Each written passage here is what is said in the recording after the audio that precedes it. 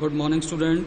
This video is about your first experiment in network analysis lab, and the experiment is verification of Thevenin's theorem.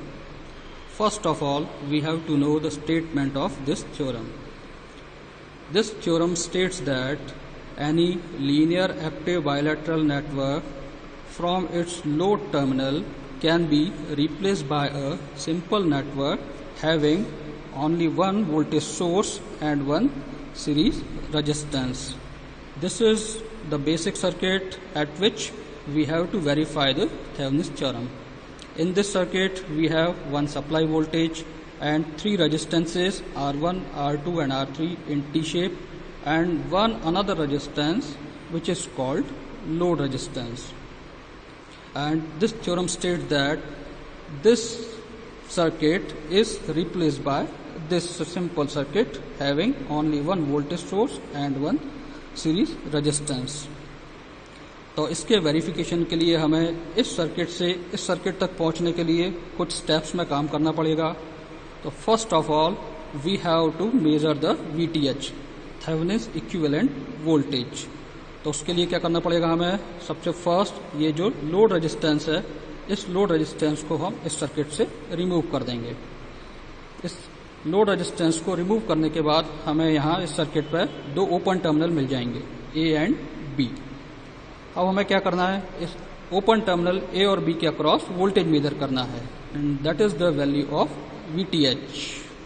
Next circuit में हमें RTH find out करना है. RTH means Thevenin's equivalent resistance. इसके लिए हमें क्या करना है?